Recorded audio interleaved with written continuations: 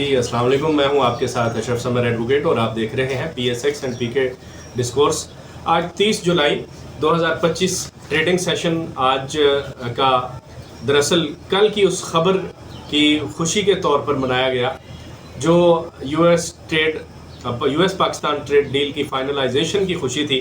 तो क्या मार्केट को ट्रेड डील की खुशी रही और ये खुशी आज मार्केट के अंदर इसका इजहार हुआ, इस पर हम बात करेंगे। आज इंडेक्स ने गैप अप ओपनिंग दी और चूंकि कल रात को जो खबरें आ रही थी वो बड़ी हौसला अफजा थी, ख़ुसूसन टैरिफ पॉलिसी के हवाले से। पाकिस्तान और अमेरिका के दरमियान टैरिफ के मामला तय पाने के बाद अब जो पाकिस्तान और अमेरिका के दरमियान एक्सपोर्ट्स और जो इंपोर्ट का मामला है वो किसी एक सम्त के अंदर हमें बैठता हुआ नज़र आ रहा है। उसकी डिटेल्स अभी तक किसी गवर्नमेंट की तरफ से शेयर नहीं की गई, ना ही यूएसए गवर्नमेंट ने शेयर की है और ना ही पाकिस्तान गवर्नमेंट की तरफ से शेयर की गई है। हमारे प्राइम मिनिस्टर शहबाज शरीफ का भी एक ट्वीट देखने में आया है और वो गवर्नमेंट ऑफ यूनाइटेड स्टेट्स को शुक्रिया के तौर पर उन्होंने ट्वीट किया कि हमारी और आपके दरमियान जो ट्रेड टॉक्स थी वो एक अच्छे सिनेरियो में और अच्छे माहौल में जो है वो कंप्लीट हो गई और ये फ्रूटफुल रहे इसके नताइज। तो इसका मतलब है कि जो पाकिस्तान कंसेशंस यूएसए से लेने की कोशिश कर रहा था और जो डिमांड कर रहा था, और इसी तरह से वाइस वर्सा जो यूएसए पाकिस्तान के अंदर जिन बिजनेस एरियाज़ के अंदर या ख़ुसूसन माइनिंग्स के अंदर जो ट्रेड्स के हवाले से जो कंसेशंस वो लेना चाह रहे थे, तो दोनों की एक सेटलमेंट जो है वो हमें होती हुई नज़र आ रही है। और ऐसा नज़र आ रहा है कि पाकिस्तान और यूएसए के दरमियान जो ट्रेड के हवाले से जो टैरिफ्स हैं वो एक रीज़नेबल सतह के ऊपर बरकरार रहेंगे और पाकिस्तान की जो एक्सपोर्ट्स हैं उनको ज़्यादा बेनिफिट रहेगा, ख़ुसूसन टेक्सटाइल सेक्टर को और बाकी जो सिक्लिकल सेक्टर्स हैं जो कि जिनकी पाकिस्तान की एक्सपोर्ट्स की जो डेस्टिनेशन है सबसे बड़ी चूँकि वो यूएसए है, तो इसलिए ये पाकिस्तान की एक्सपोर्ट्स के लिए एक मेन कंसर्निंग पॉइंट था और वो हमें रिजॉल्व होता हुआ नज़र आया। इस वजह से मार्केट के अंदर एक बड़ी खुशी की लहर थी और टेक्सटाइल सेक्टर में ख़ुसूसन एक अच्छा जो है इसका रिएक्शन मिला। और बाकी इसके साथ जो इसमें एक और चीज़ का इजाफा हुआ वो ये कि प्रेसिडेंट डोनाल्ड ट्रंप ने अपने रात के ट्वीट में ये कहा कि हम पाकिस्तान से दीगर ममालिक की तरफ जो ऑयल है उसकी फराहमी करेंगे, ऑयल की, और इसके लिए कोई न्यू कंपनी हमें अगर लॉन्च करनी पड़ी या न्यू अच्छी कंपनी को सर्च आउट करना पड़ा तो हम उसके लिए वो भी करेंगे। यानी जो एग्जिस्टिंग कंपनीज हैं उनको भी अकोमोडेट वो कर सकते हैं या कोई नई कंपनी भी उनके मुकाबले में खड़ी कर सकते हैं जो ख़ुसूसन जनूबी एशिया के अंदर ऑयल की फर्दर जो सप्लाई के लिए काम करेगी। तो ये पाकिस्तान की ऑयल एंड गैस सेक्टर के लिए भी एक पॉजिटिव डेवलपमेंट है और इसके साथ साथ जो सेंट्रल एशिया के अंदर यानी वस्ती एशिया के अंदर जो ऑयल एंड गैस की सप्लाई के हवाले से है तो पाकिस्तान उनमें एक एज अ न्यू यूएसए के साथ जॉइंट वेंचर करके एक न्यू प्लेयर के तौर पर सामने आएगा और ऑयल एंड गैस की सप्लाई चेन के हवाले से जो बैलेंस ऑफ पावर है वो पाकिस्तान के हक में हमें बदलता हुआ नज़र आएगा जब ये सारी बातें जो है वो एक्चुअलाइज हो जाएंगी और ट्रांसलेट होंगी एक्शन में। तो इसके साथ साथ इंडिया को भी उन्होंने जो है वो तंज़िया अंदाज के अंदर कहा है कि हम इंडिया को भी ऑयल जो है वो सप्लाई करेंगे, यानी ऑयल हम उनको एक्सपोर्ट करेंगे। तो ये सारी चीज़ें जो हैं हमें मार्केट के अंदर ऑयल एंड गैस सेक्टर में सबसे ज़्यादा जो है वो पॉजिटिव इम्पैक्ट की सूरत में नज़र आई। और ऑयल एंड गैस सेक्टर में OGDC, PPL, माड़ी ये वो मेन एडवांसर्स थे जिन्होंने मार्केट को आज 1800 पॉइंट्स की कंट्रीब्यूशन देने में एक अहम किरदार अदा किया। OGDC की प्राइस ने आज अपने प्रीवियस जो रेजिस्टेंस थी 230 की उसको तोड़ा और 238.40 के लेवल को टच करने की कोशिश की। 238 के लेवल तक प्राइस ने जंप किया और इसी तरह से पीपीएल ने अलबत्ता कोई न्यू हाई नहीं लगाया और उसकी प्राइस ने भी 173.4 तक के लेवल को किस करने की कोशिश की। अब ये मौजूदा सूरत हाल के अंदर माड़ी ने भी जो है वो 600 रुपये से रिबाउंड लिया और 650 रुपये तक एक अच्छा रिबाउंड था 20-25 रुपये का। लेकिन अभी माड़ी कंसोलिडेशन के अंदर है और अभी ये आप देख लें कि जैसे लेवल 660 का एक क्रॉस करेगा तो 700 और 750 का लेवल जल्द ये आपको दिखा सकता है। तो कंसोलिडेशन के अंदर जो है वो थोड़ा सा एक बोरिंग काम भी होता है और थोड़ा वेट भी होता है कि कंसोलिडेशन जब कोई स्टॉक करता है और लंबे अरसे तक करता है तो वो ब्रेकआउट भी उतना लंबा और तगड़ा फिर देता है और वो आगे तक उसका जो है वो ब्रेकआउट साथ साथ उसकी प्राइस अप्रिसिएशन के साथ चलता है। तो यूँ माड़ी के हवाले से कोई घबराने की ज़रूरत नहीं है। बहुत सारे दोस्त पूछते हैं कि हमने माड़ी बहुत ऊपर लिया हुआ है तो इस लेवल के ऊपर अब हम क्या करें, स्ट्रेटजी क्या होनी चाहिए। तो स्ट्रेटजी के बारे में हमने पहले भी बताया कि माड़ी यहाँ पर आपकी बाइंग जो है वो प्राइस में है, यानी यहाँ पर माड़ी जो है वो बाय है 600 से लेकर 630 का एरिया जो है वो बाइंग का एरिया है। तो माड़ी कोई ऐसा स्टॉक नहीं है कि जो फंडामेंटली कमज़ोर हो और एक ऐसा स्टॉक नहीं है कि ये कंपनी के रिजल्ट्स के साथ साथ जो है वो इस खुदा न खास्ता कंपनी के फंडामेंटल्स जो हैं वो रातों रात ही फ्लॉप हो जाएंगे या खुदा न खास्ता इसके अंदर जो कोई ऐसी तब्दीली आ जाएगी जिससे शेयर होल्डर को काफ़ी नुकसान होगा और प्राइस डिवैल्यू हो जाएगी। तो ये ऐसा स्टॉक नहीं है, फंडामेंटली बड़ी प्रोफाउंड और साउंड कंपनी है और अगर इसकी जो ट्रू वैल्यूएशन निकाली जाए इसके एसेट्स और इसके फाइनेंशियल्स के एतबार से तो वो भी 750 से ऊपर बनती है। तो लिहाजा को घबराने वाली इसके अंदर बात नहीं है, कंपनी बहुत स्ट्रांग है। स्टॉक कंसोलिडेशन के अंदर है, जब इस कंसोलिडेशन को तोड़ेगा तो फिर ये एक अच्छा जंप 100 से 150 रुपये का जंप आप देख सकते हैं इसमें। तो जिन्होंने एवरेज करना है यही वो लेवल है कंसोलिडेशन का जहां पर वो इसको एवरेज कर सकते हैं। अगर एडवांसर्स में देखा जाए तो 235 कंपनियां आज एडवांसर्स में रहीं, उनकी प्राइस के अंदर इजाफा हुआ और 215 कंपनियों की प्राइस के अंदर कमी वाक़ई हुई जबकि 33 कंपनियां अनचेंज रहीं। 1,39,390 का मार्केट का लो था और 1,40,215 का मार्केट का हाई था। अब देखेंगे 1,40,200 का लेवल मार्केट बार बार अप्रोच कर रही है, ख़ुसूसन ये तीसरी चौथी बार है कि मार्केट इस लेवल को टच करती है और इस लेवल के ऊपर उसको रिजेक्शन मिलती है और फिर मार्केट जो है वो नीचे 1,36,500 1,37,000 तक मार्केट नीचे गिरती है और फिर दोबारा उठकर कोई खबर आती है और फिर दोबारा उठकर इस लेवल तक पहुंचती है।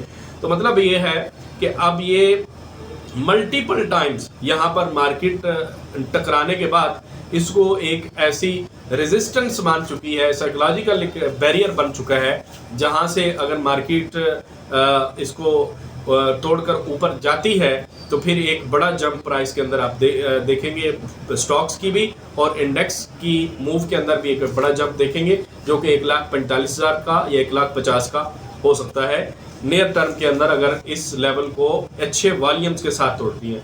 वॉल्यूम्स इसमें बुनियादी शर्त है। आज अगर वॉल्यूम की बात की जाए मार्केट में तो 291 मिलियन का वॉल्यूम लगा है। कल के वॉल्यूम से, कल जो कि 167 मिलियन का वॉल्यूम था सिर्फ, तो उसके वॉल्यूम से आलमोस्ट जो है वो डबल तो नहीं लेकिन आलमोस्ट जो है वो 70 से 80% ज़्यादा वॉल्यूम है। तो ये वॉल्यूम देखा जाए तो कल की निस्बत से बड़ा हौसला अफजा है, लेकिन अभी भी जो मार्केट का वॉल्यूम है वो लो है। कम से कम वॉल्यूम जो है इसका जो मार्केट को आगे चलाने के लिए और जिसमें पूरे सेक्टर्स के अंदर अक्रॉस द बोर्ड मूव आए तो वो 350-400 मिलियन का एवरेज वॉल्यूम होना चाहिए। और अगर कोई एक दिन बड़ा वॉल्यूम लगता है तो वो मैटर नहीं करता, ऑन एवरेज वॉल्यूम की जो पोजीशन है वो अच्छी होनी चाहिए। तो आज ऑयल एंड गैस के अंदर बड़ा वॉल्यूम लगा है, OGDC, PPL, माड़ी, इन सब शेयर्स के अंदर बड़ा कारोबार हुआ है। और अगर आप देखा जाए आज की मालियत को, जो टोटल ट्रेडेड वैल्यू है आज की वो 30 अरब रुपए के करीब बनती है, जो कि कल की ट्रेडेड वैल्यू से बहुत हाई है। और इंडेक्स में आज तकरीबन 978 पॉइंट का इजाफा क्लोजिंग बेसिस के ऊपर हुआ। 1802 पॉइंट्स के टोटल हाई था और अपने हाई से तकरीबन 50% नीचे आज की डे ऑन डे बेसिस के ऊपर मार्केट ने क्लोजिंग दी है।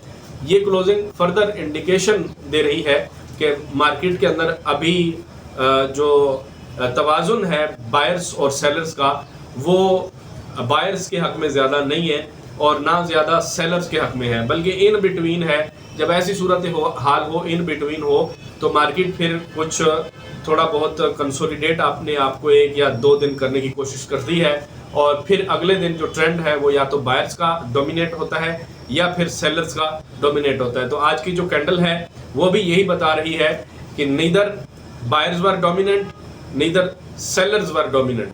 ना तो बहुत ज़्यादा बायर्स ने डोमिनेट किया, थोड़ा डोमिनेट किया, यानी 60 to 40% रेशो आप इसको कह सकते हैं कि अगर बहुत ज़्यादा डोमिनेशन होती तो वो अपने हाई के करीब क्लोजिंग देती, यानी 1802 का हाई है तो 1600 1700 यहाँ पर क्लोजिंग आनी चाहिए थी। यानी इंट्राडे के अंदर जो बाइंग हुई तो उसके साथ साथ 50% जो है माल ऑफलोड भी किया गया। तो ये चीज़ जो है वो दिखनी होती है। एडवांसर्स में आज सिस्टम OGDC, PPL, माड़ी, एंग्रो एच और डिक्लाइनर्स के अंदर जो मेन थे वो FFC, BAFL, HBL, ईफट और मीज़ान बैंक शामिल थे। मीज़ान बैंक और फैसल बैंक चूँकि ऑलरेडी बहुत बढ़ चुके हैं और बैंक अल फलाह का तो आज चूँकि रिजल्ट रहा और उसके साथ HBL का भी रिजल्ट रहा। दोनों की जो डिविडेंड है 4 रुपये 50 पैसे का डिविडेंड HBL ने और 2.5 रुपये के करीब का डिविडेंड बैंक अल फलाह ने दिया।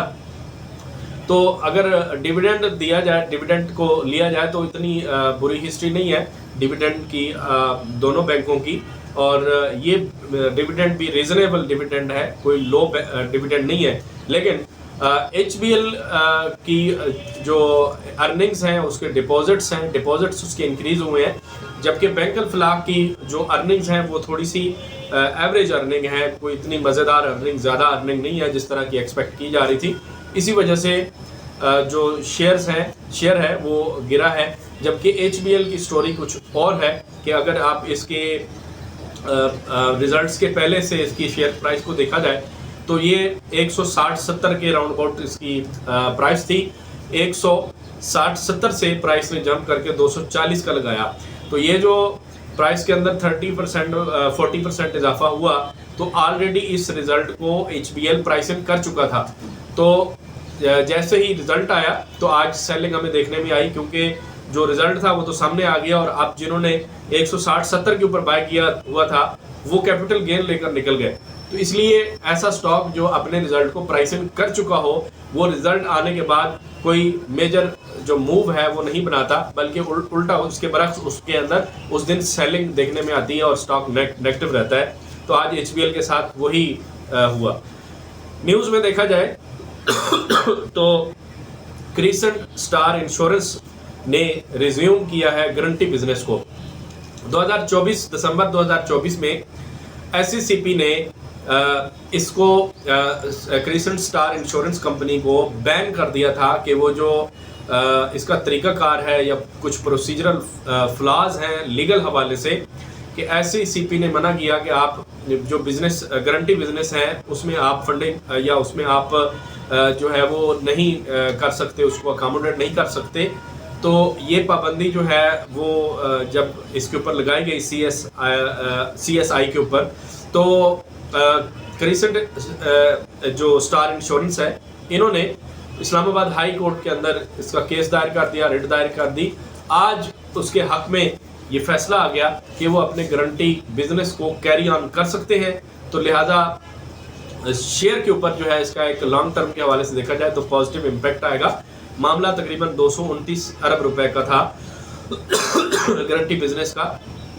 तो आज स्टॉक्स के अंदर भी एक अच्छा वॉल्यूम लगा और इसी खबर के तनाजुर में ये वॉल्यूम हमें देखने को मिला।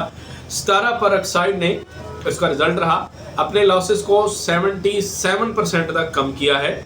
यानी इसकी जो इसी पीरियड की पिछले EPS देखी जाए तो वो 14 रुपये और 39 पैसे उसका LPS है, लॉस पर शेयर है। यानी कंपनी ने नुकसान किया 14 रुपये 39 पैसे पर शेयर। जबकि अब इसको देखा जाए इसके लॉस पर शेयर को तो वो 3.07 रुपीज़ आया है। 14 रुपये से 14.5 रुपये से कम होकर 3 रुपये उसका लॉस पर शेयर रह गया है। तो ये जो एक डेवलपमेंट है इसकी प्रोग्रेस है, फाइनेंशियल प्रोग्रेस, तो ये एक बड़ी अच्छी इसकी फाइनेंशियल प्रोग्रेस है सितारा परऑक्साइड की। शेयर की प्राइस 18 रुपये के आसपास है, इस पर नज़र रखी जा सकती है। 22 वीक्स का हाई 22 रुपये 22.5 रुपये है, तो नज़र रखी जा सकती है। अगर ये मज़ीद कोई 30% नीचे आता है, यानी 14 रुपये 15 रुपये के पास आता है, तो यहाँ पर इसकी बाइंग जो है वो बनाई जा सकती है, इसको कंसिडर किया जा सकता है। EPCL का रिजल्ट रहा और सितारा परऑक्साइड के बरक्स उसके लॉस के अंदर, यानी EPCL के लॉस के अंदर इजाफा हुआ और अच्छा खासा इजाफा हुआ। इसका 6 मंथ का रिजल्ट देखा जाए तो 1 रुपये 97 पैसे इसकी लॉस पर शेयर था। अब इसका लॉस पर शेयर बढ़कर ऑलमोस्ट डबल से भी ज़्यादा हो गया है, यानी 3 रुपये और 55 पैसे इसका लॉस पर शेयर हो गया है। और इसी तरह से क्वार्टर ऑन क्वार्टर बेसिस पर देखा जाए तो 0.76 पैसा यानी पौना रुपया इसका लॉस पर शेयर था पिछले क्वार्टर का, जबकि इस आज का जो रिजल्ट है उसमें, जो इस क्वार्टर का रिजल्ट है उसमें लॉस पर शेयर 2 रुपये और 65 पैसे हो गया है। यहाँ पर लॉस पर शेयर तकरीबन 3 से 3.5 गुना बढ़ चुका है। तो यहाँ EPCL की अगर बात की जाए तो 30 रुपये तक इसका 30.5 रुपये तक इसका लो लगा। स्टॉक का वेट करना चाहिए। एक अच्छी प्राइस इसकी जो बाइंग प्राइस है वो 22 से 23 रुपये 22 से 24 रुपये बनती है और यहाँ तक ये स्टॉक रिट्रेस ज़रूर करेगा। मार अब इसको पड़ेगी क्योंकि रिज़ल्ट जो है इसके बहुत ये रिज़ल्ट ख़राब आया है। तो आगे कंपनी जब तक अपने अच्छे रिज़ल्ट की तरफ वापस नहीं आती और रिकवरी नहीं देती तब तक प्राइस जो है वो यहाँ से यानी 20 रुपये से 30 रुपये या 35 रुपये तक ये प्राइस यहाँ पर रहेगी। तो इसका जो लो बनेगा वो 1 महीना बाद बने, 2 महीने बाद बने, वो 22-23 रुपये का लो इसका बनेगा और यहाँ पर इसको बाइंग के लिए फिर कंसिडर किया जा सकता है दोबारा से 30 रुपये के टारगेट के लिए। इसके अलावा जो US पाकिस्तान ट्रेड डील है उस पर हम बात कर चुके हैं, वो फाइनलाइज हुई है। अब उसके जो आगे फर्दर डिटेल्स आएंगी तो उसी हवाले से जिस तरह की और जिस नौइयत के टैरिफ पाकिस्तान के ऊपर कितने % लगता है ये डिटरमिन करेगा अगला जो ट्रेडिंग सेशन है उसके माहौल को और उसके मोमेंटम को। ये खबरें जो है वो डिटरमिन करेंगी। हो सकता है आज रात तक ये खबर आ जाए और कल के ट्रेडिंग सेशन के हवाले से अगर तो 10 से 15% तक या 17-18% तक रहते हैं टैरिफ पाकिस्तान के ऊपर, तो फिर जो है वो मार्केट उसको एक अच्छा जो है वो उसका असर लेगी। और उम्मीद यही है कि जो टैरिफ है वो ऑलरेडी उतने ही रहेंगे या उसमें थोड़ी बहुत जो है वो चेंज होगी और ये मार्केट के लिए बहुत ज़्यादा पॉजिटिव होगा, ख़ासतौन टेक्सटाइल सेक्टर के लिए। कुछ शेयर्स हैं, पहले आपके शेयर्स को डिस्कस कर लेते हैं। BF बायो का आपने पूछा कि ऊपर की ख़रीदारी की हुई है, 160 इसका मेजर इसका फर्स्ट सपोर्ट है और मेजर इसकी सपोर्ट को देखा जाए तो 150 रुपये है। कंपनी अच्छी है और डिफरेंट स्टाइल की मेडिसिन्स बना रही है पाकिस्तान के अंदर और अगर इसकी स्ट्रॉन्ग सपोर्ट को देखा जाए तो 150 रुपये है। 150 से 160 के दरमियान यहाँ पर आप एवरेज कर सकते हैं और फार्मा सेक्टर जल्द ही चलेगा। जैसा हमने इस वीक के फर्स्ट ट्रेडिंग सेशन में देखा कि फार्मा सेक्टर के अंदर एक अच्छा खासा जंप आया, ग्लेक्सो चल गया, 1-2 और स्टॉक चले फार्मा सेक्टर में। तो फार्मा सेक्टर ये चलेगा और जल्द ही इसकी बारी आएगी।